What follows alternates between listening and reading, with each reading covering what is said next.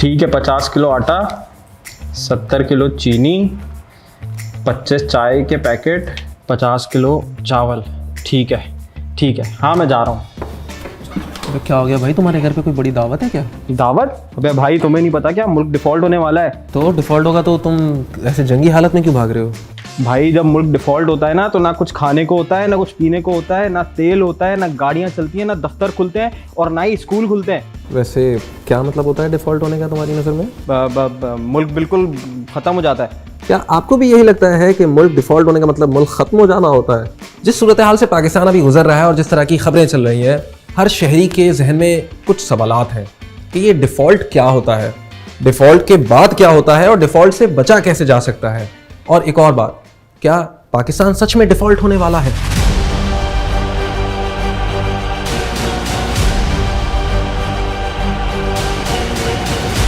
अच्छा भाई, तो चलो तुम ही बता दो कि डिफ़ॉल्ट होता क्या है, और अगर पाकिस्तान डिफ़ॉल्ट कर जाता है तो क्या होगा? भाई किसी भी मुल्क को चलने के लिए पैसे चाहिए, ये तो तुम्हें पता है।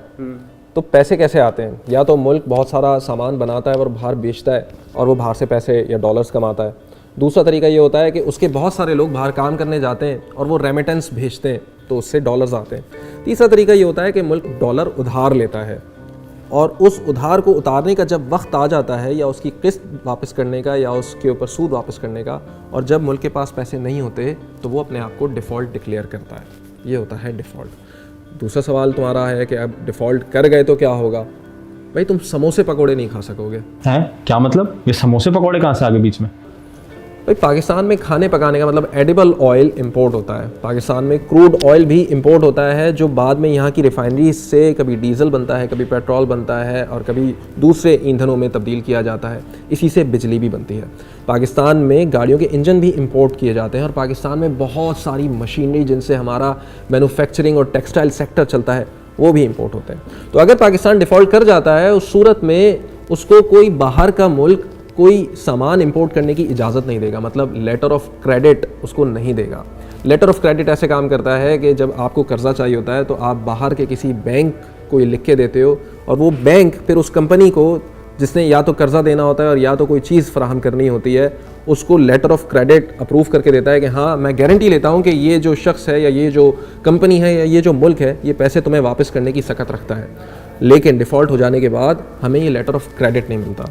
तो हाँ, इसका वर्स्ट केस सिनेरियो ये है कि बहुत सारी जॉब्स चली जाएंगी, और अगर हम क्रॉप बनाते भी हैं, मतलब हमारा एग्रीकल्चर सेक्टर स्ट्रांग भी है, तो उसकी ट्रांसपोर्टेशन के लिए हमारे पास गाड़ियाँ भी नहीं होंगी। तो पाकिस्तान यहाँ तक पहुँचा कैसे? भाई अपनी आज़ादी से लेकर आज तक पाकिस्तान की माशी सूरत हाल कभी भी मुस्तहकम नहीं रही।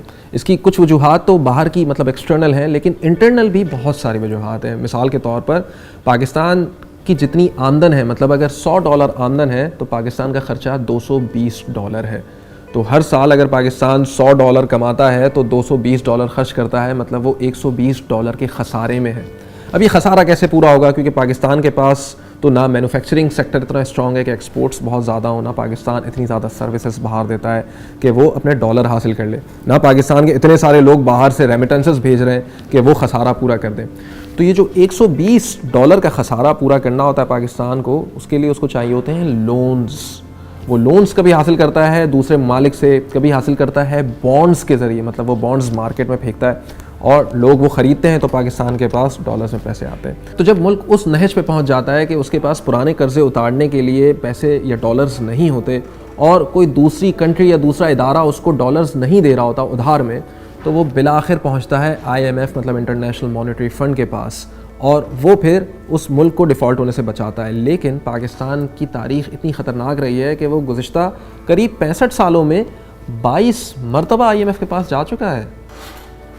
तो भाई हम एक काम करते हैं, हम नोट छापते हैं और इतने नोट छापते हैं कि IMF का लोन चुका देते हैं। जिम्बाब्वे ने भी यही गलती की थी, फिर पता है उनका अंजाम क्या हुआ? क्या? वहाँ के लोगों को रोटी खरीदने के लिए भी इतने सारे बंडल देने पड़े रुपयों के। वो क्यों? इसको एक मिसाल से समझते हैं। ये मेरा मोबाइल रखो। Thank you. नहीं, मिसाल के लिए दे रहा हूँ। अच्छा। इसके एवज में तुमसे चाह रहा हूँ कि मुझे कोई सबूत दो कि मैंने तुम्हें मोबाइल दिया है। तुम क्या दोगे? मैं तुम्हें एक पेपर पे लिख के साइन करके दे दूंगा। गुड। लेकिन अगर तुम वो एक की बजाय 5 पेपर पे लिख के दे दो, तो क्या इसका मतलब तुम्हारे पास 5 मोबाइल फ़ोन आ जाएंगे? नहीं, मोबाइल फ़ोन तो एक ही रहेगा मेरे पास। तो इसका मतलब चाहे तुम 1 पर्ची दो, 10 पर्ची दो या 100 पर्ची दो, उसके पीछे वैल्यू तो एक मोबाइल की है ना। अच्छा, तो हम अपने रुपए तो छाप सकते हैं, डॉलर नहीं छाप सकते। तो हम जितने ज़्यादा रुपए छापेंगे डॉलर की कदर उतनी ज़्यादा बढ़ती चली जाएगी। तो अगर आज $1 के मुकाबले हमारा पैसा 220 रुपये है, ज़्यादा पैसे छापने से हो सकता है वो 300, 400, 500 रुपये हो जाए, क्योंकि हमारे पास उसके पीछे बैकअप करने के लिए कोई वैल्यू नहीं है। तो यार अगर पाकिस्तान डिफ़ॉल्ट कर जाता है तो फिर क्या होगा? मतलब हम रिकवर कर पाएंगे क्या? पाकिस्तान कोई पहली कंट्री नहीं होगी जो हाकिम बदहन डिफ़ॉल्ट कर जाएगी। आज से पहले करीब 100 से ज़ायद कंट्रीज़ डिफ़ॉल्ट कर चुकी हैं। और फिर ये होता है कि IMF बीच में पड़ता है या दूसरे ममालिक बीच में पड़ते हैं, वहाँ पे ह्यूमैनिटेरियन एड के नाम पे या मुल्क की रिकवरी के नाम पे उनको कुछ शराइत पेश करते हैं और उनको खाने पीने की एसेंशियल आइटम्स देते हैं, और साथ में ये उनसे वादा लेते हैं कि आज के बाद वो अपनी चीज़ें रिफॉर्म करेंगे, अपनी पॉलिसीज़ बदलेंगे, और अगर उनको कोई उधार मिलेगा तो उसके बदले उनको ज़्यादा इंटरेस्ट रेट्स देने पड़ेंगे। और आहिस्ता आहिस्ता वो रिकवरी के पाथ पे कंट्री स्टार्ट होती है और रिकवर कर जाती है, जैसे स्पेन है।